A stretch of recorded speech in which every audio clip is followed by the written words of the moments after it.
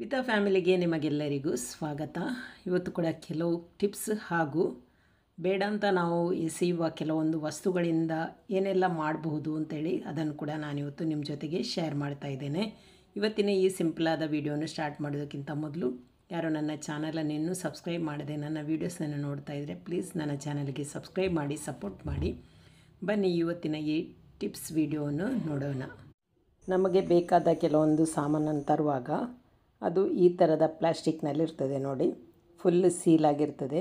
ಆದರೆ ನಾವು ಅದನ್ನು ಯೂಸ್ ಮಾಡಬೇಕಿದ್ರೆ ಈ ಥರ ಅದನ್ನು ಓಪನ್ ಮಾಡಿಯೇ ಯೂಸ್ ಮಾಡಬೇಕಾಗ್ತದೆ. ಆಮೇಲೆ ನಾವು ಅದನ್ನು ಫೋಲ್ಡ್ ಮಾಡಿ ಒಂದು ಪಿನ್ನನ್ನು ಹಾಕಿ ಕ್ಲಿಪ್ಸನ್ನು ಹಾಕಿ ಎಲ್ಲ ಇಡ್ತೇವೆ ನೋಡಿ.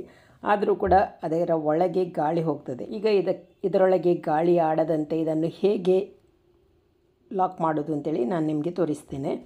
ಇಲ್ಲಿ ಒಂದು ತುಂಡು ಫಾಯಿಲ್ ಪೇಪರನ್ನು ತಗೊಂಡು ಈ ಓಪನ್ ಮಾಡಿದ ಪ್ಲಾಸ್ಟಿಕ್ ಶೀಟನ್ನು ಅದರೊಳಗಿಟ್ಟು ಈ ಥರ ಒಂದು ಇಸ್ತ್ರಿ ಮಾಡಿದರೆ ಆಯಿತು ನೋಡಿ. ಚೆನ್ನಾಗಿ ಬಿಸಿ ಮಾಡಿದರೆ ಅದು ಅಲ್ಲಿಯೇ ಪ್ರೆಸ್ ಆಗಿ ಲಾಕ್ ಆಗ್ತದೆ ನೋಡಿ. ಇವಾಗ ನೋಡಿ ಇದು ಚೆನ್ನಾಗಿ ಪ್ರೆಸ್ ಆಗಿದೆ. ಹಾಗೆಯೇ ಒಂಚೂರು ಕೂಡ ಗಾಳಿ ಇವಾಗ ಒಳಗೆ ಹೋಗೋದಿಲ್ಲ, ಹಾಗಾಗಿ ಒಳಗಿರುವ ವಸ್ತು ಕೂಡ ಹಾಳಾಗೋದಿಲ್ಲ. ಇವಾಗ ನೋಡಿ ನಾನು ನಿಮಗೆ ತೋರಿಸ್ತಾ ಇದ್ದೇನೆ, ಒಂಚೂರು ಓಪನ್ ಆಗಿಲ್ಲ, ಎಲ್ಲ ಕಡೆ ಚೆನ್ನಾಗಿ ಪ್ರೆಸ್ ಆಗಿದೆ ನೋಡಿ, ಬೀಳೋದಿಲ್ಲ. ಇದೊಂದು ಒಳ್ಳೆಯ ಟಿಪ್ಸ್ ಅಂತ ಹೇಳ್ಬೋದು. ಈ ಫಾಯಿಲ್ ಪೇಪರನ್ನು ಇಟ್ಟು ನಾವು ಈ ಥರ ಒಂದು ಇಸ್ತ್ರಿ ಮಾಡಿದರೆ ಚೆನ್ನಾಗಿ ಲಾಕ್ ಆಗ್ತದೆ. ನಮಗೆ ಮತ್ತೆ ಬೇಕಾದಾಗ ಓಪನ್ ಮಾಡ್ಬೋದು. ಹಾಗೆಯೇ ಇಲ್ಲಿ ಕೆಲವೊಂದು ನಮ್ಮದು ಬ್ಯಾಗ್, ಪರ್ಸ್ ಅದರದ್ದು ಜಿಪ್ ಈ ಥರ ಎಳೆಬೇಕಿದ್ರೆ ಅದರ ಮೇಲೆ ಇರುವ ಅದರದ್ದು ಕೊಂಡಿ ಕಟ್ಟಾಗ್ತದೆ. ಆವಾಗ ನಮಗೆ ಅದನ್ನು ಓಪನ್ ಮಾಡಲಿಕ್ಕೆ ಕಷ್ಟ ಆಗ್ತದೆ ನೋಡಿ. ಈಗ ನಾನು ಅದಕ್ಕೆ ಒಂದು ಟಿಪ್ಸನ್ನು ಹೇಳ್ತೇನೆ. ಈ ಥರದ ಒಂದು ಟೈಯನ್ನು ತಗೊಂಡು ನಮಗೆ ಎಷ್ಟು ದೊಡ್ಡದು ಬೇಕೋ ಅಷ್ಟು ದೊಡ್ಡದಾಗಿ ಇಟ್ಟು ಅದನ್ನು ಕಟ್ ಮಾಡಿಕೊಳ್ಬೋದು. ನಮಗೆ ಕೈಯಲ್ಲಿ ಹಿಡಿದು ಎಳೆಯುವಂಥ ಒಂದು ವಸ್ತು ಬೇಕು. ಹಾಗಾಗಿ ಇಲ್ಲಿ ನಾನು ಈ ಟೈಯನ್ನು ಉಪಯೋಗಿಸಿಕೊಂಡು ಅದನ್ನು ಮಾಡ್ತಾ ಇದ್ದೇನೆ. ನಮಗೆ ಎಷ್ಟು ದೊಡ್ಡದು ಬೇಕೋ ಅಷ್ಟು ದೊಡ್ಡದಾಗಿ ಮಾಡಿಕೊಂಡ್ರೆ ಸಾಕು ನೋಡಿ. ಇವಾಗ ಇದು ಟೈ ತುಂಬಾ ಟೈಟ್ ಆಯಿತು. ಇನ್ನು ಉಳಿದ ಭಾಗವನ್ನು ಕಟ್ ಮಾಡಿ ತೆಗೆದ್ರು ನಮಗೆ ಇವಾಗ ಜಿಪ್ಪನ್ನು ತೆಗೆದು ಹಾಕಲಿಕ್ಕೆ ಈಸಿ ಆಗ್ತದೆ ನೋಡಿ. ಮೊದಲೆಲ್ಲ ಕಷ್ಟ ಆಗ್ತಿತ್ತು. ಹೆಚ್ಚಾಗಿ ಕೆಲವೊಮ್ಮೆ ಬ್ಯಾಗಿದ್ದು ಪರ್ಸಿದ್ದು ಕಟ್ಟಾಗಿ ಹೋಗ್ತದೆ ನೋಡಿ. ನಾವು ತಿನ್ನಲಿಕ್ಕೆ ಅಂತೇಳಿ ಈ ಥರ ಫ್ರೈ ಮಾಡಿದ ನೆಲಗಡಲೆಯನ್ನು ತರ್ತೇವೆ. ಈ ನೆಲಗಡಲೆಯನ್ನು ನಾವು ಬೇಕಾದಾಗ ಅದರ ಸಿಪ್ಪೆಯನ್ನು ತೆಗೆದು ತಿಂತೇವೆ. ಹೀಗೆ ಆವಾಗವಾಗ ಸಿಪ್ಪೆ ತೆಗೆದು ತಿನ್ನುವಾಗ ನಮ್ಮ ಮನೆಯೊಳಗೆಲ್ಲ ಅದರ ಸಿಪ್ಪೆ ಇರ್ತದೆ, ಯಾಕೆಂದರೆ ಗಾಳಿಗೆ ಹಾರ್ತದೆ. ಅದಕ್ಕೆ ಈ ಥರದ ಒಂದು ಸೌಟನ್ನು ತೆಗೆದು ಅದನ್ನು ಚೆನ್ನಾಗಿ ಕ್ಲೀನ್ ಮಾಡಿ ಒಮ್ಮೆಲೆ ಕ್ಲೀನ್ ಮಾಡಿ ನಾವು ಇಡ್ಬೋದು. ಹಾಗಾಗಿ ಎಲ್ಲ ನೆಲಗಡಲೆಯನ್ನು ಒಂದು ಪಾತ್ರೆಯಲ್ಲಿ ಹಾಕಿ ನಾನು ಚೆನ್ನಾಗಿ ಇದನ್ನು ಸ್ಮ್ಯಾಶ್ ಮಾಡ್ತೇನೆ. ಈ ಥರ ಮಾಡುವಾಗ ಅದರ ಹೊರಗಿನ ಸಿಪ್ಪೆ ಎಲ್ಲ ಬಿಡ್ತದೆ. ಚೆನ್ನಾಗಿ ಸ್ಮ್ಯಾಶ್ ಮಾಡಬೇಕು ನೋಡಿ. ಇವಾಗ ನೋಡಿ ಎಲ್ಲ ಸಿಪ್ಪೆ ಕೂಡ ಬಿಟ್ಟಿತ್ತು. ಇದನ್ನು ಈ ಥರದ ಸೌಟಲ್ಲಿ ಹಾಕಿ ನಾವು ಸ್ಟ್ರೈನ್ ಮಾಡಬೇಕು. ಇವಾಗ ನೋಡಿ ಈ ಥರ ಮಾಡುವಾಗ ಸಿಪ್ಪೆ ಎಲ್ಲ ಕೆಳಗಡೆ ಬೀಳ್ತದೆ, ಹಾಗೆಯೇ ನೆಲಗಡಲೆ ಮೇಲೆ ಉಳಿತದೆ. ಹಾಗೆ ನಮಗೆ ಎಲ್ಲವನ್ನು ಒಟ್ಟಿಗೆ ಮಾಡಿ ಇಡಲಿಕ್ಕೆ ಒಳ್ಳೆಯದಾಗ್ತದೆ. ಇದೊಂದು ಒಳ್ಳೆಯ ಐಡಿಯಾ ಅಂತ ಹೇಳ್ಬೋದು ನೋಡಿ. ಇವಾಗ ಎಲ್ಲ ನೆಲಗಡಲೆ ಕೂಡ ಕ್ಲೀನ್ ಆಯಿತು. ಇದು ಒಂದು ಈಸಿ ಮೆಥಡ್. ಹಾಗೆ ಇನ್ನೊಂದು ಟಿಪ್ಸನ್ನು ನೋಡೋಣ. ನಾವು ಬಿಸ್ಕೆಟ್ ಎಲ್ಲ ತರುವಾಗ ಈ ಥರದ ಬಾಕ್ಸ್ ಸಿಗ್ತದೆ ನೋಡಿ. ಈ ಬಾಕ್ಸನ್ನು ನಾವು ವೇಸ್ಟ್ ಅಂತೇಳಿ ಇದನ್ನು ಎಸೆಯುತ್ತೇವೆ. ಅದರ ಬದಲಾಗಿ ಈ ಥರ ಇದನ್ನು ಕಟ್ ಮಾಡಿ ರೆಡಿ ಮಾಡಿಕೊಳ್ಳಿ. ಇವಾಗ ಇದು ಡಿಸೈನ್ ಆಗಿ ಅಂದರೆ ಪ್ರಿಂಟ್ ಆಗಿರ್ತದಲ್ವ, ನಮಗೆ ಒಂದೇ ಕಲರ್ ಬೇಕಿದ್ರೆ ಅದಕ್ಕೆ ನಾವು ನಮಗೆ ಬೇಕಾದ ಪೇಪರನ್ನು ಗಮ್ ಮಾಡಿ ಆಕರ್ಷಣೀಯವಾಗಿ ಮಾಡ್ಬೋದು. ಇವಾಗ ನಾನು ಎರಡೂ ಸೈಡನ್ನು ನೋಡಿ ಈ ಥರ ಕಟ್ ಮಾಡ್ತೇನೆ.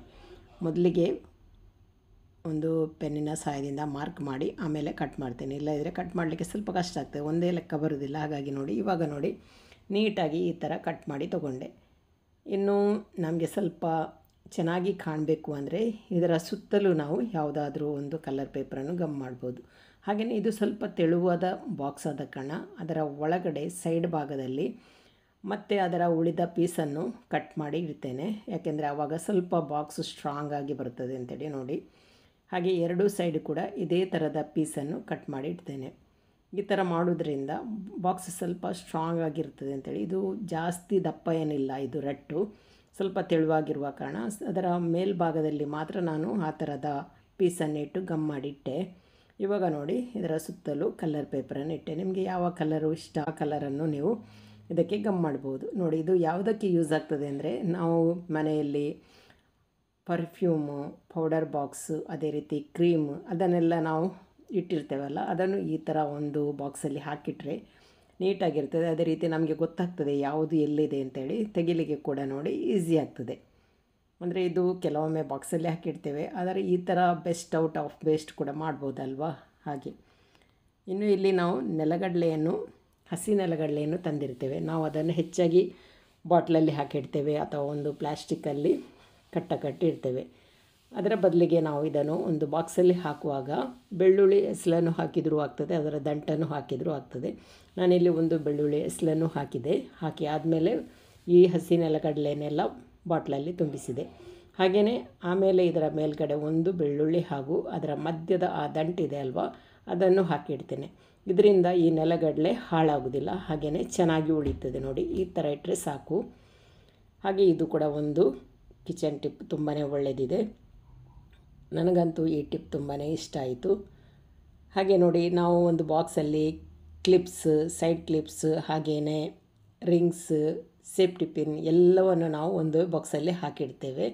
ಹಾಗೆ ಇದನ್ನು ಹಾಕಿಡೋದ್ರಿಂದ ನಮಗೆ ಎಲ್ಲಿಯಾದರೂ ಹೊರಡುವಾಗ ಇದರಿಂದ ಹುಡುಕಲಿಕ್ಕೆ ತುಂಬಾ ಕಷ್ಟ ಆಗ್ತದೆ. ಅದಕ್ಕಾಗಿ ನೋಡಿ, ಇಲ್ಲಿ ನಾನು ಈ ಸೇಫ್ಟಿ ಪಿನ್ನನ್ನು ಯೂಸ್ ಮಾಡಿಕೊಂಡು ಒಂದು ಟಿಪ್ಸನ್ನು ಹೇಳ್ತಾ ಇದ್ದೇನೆ. ನೋಡಿ, ಈ ಕ್ಲಿಪ್ಸನ್ನೆಲ್ಲ ಈ ಥರದ ಒಂದು ಸೇಫ್ಟಿ ಪಿನ್ನೊಳಗೆ ಹಾಕಿಟ್ರೆ ನಮಗೆ ತೆಗಿಲಿಕ್ಕೆಲ್ಲ ಈಸಿಯಾಗಿ ಸಿಗ್ತದೆ. ನೋಡಿ, ಇವಾಗ ಇದು ಹೂ ಇಡುವಂಥ ಕ್ಲಿಪ್ಪನ್ನು ಒಂದು ಪಿನ್ನಲ್ಲಿ ಹಾಕಿದೆ. ಹಾಗೆಯೇ ಇದು ಸೈಡ್ ಕ್ಲಿಪ್ಸನ್ನು ಇನ್ನೊಂದು ಪಿನ್ನಲ್ಲಿ ಹಾಕಿದೆ. ಹಾಗೆಯೇ ಸ್ವಲ್ಪ ದಪ್ಪ ಇರುವ ಕ್ಲಿಪ್ಸನ್ನು ಕೂಡ ಅದರಲ್ಲೇ ಹಾಕಿದೆ. ಮತ್ತು ಉಂಗುರವನ್ನು ಕೂಡ ಅದೇ ರೀತಿ ಪಿನ್ನಲ್ಲಿ ಹಾಕಿದೆ.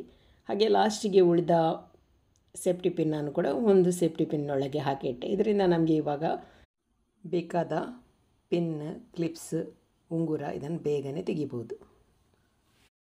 ಇವತ್ತಿನ ಈ ಒಂದು ಸಿಂಪಲ್ ಆದ ಟಿಪ್ಸ್ ವಿಡಿಯೋ ನಿಮಗೆ ಇಷ್ಟ ಆದರೆ ಲೈಕ್ ಮಾಡಿ, ಶೇರ್ ಮಾಡಿ, ಅದೇ ರೀತಿ ಸಬ್ಸ್ಕ್ರೈಬ್ ಮಾಡೋದರ ಮೂಲಕ ನನ್ನ ಚಾನಲ್ಗೆ ಸಪೋರ್ಟ್ ಮಾಡಿ. ಇನ್ನೊಂದು ವಿಡಿಯೋದೊಂದಿಗೆ ನಾಳೆ ಸಿಗ್ತೇನೆ. ಅಲ್ಲಿ ತನಕ ಬಾಯ್.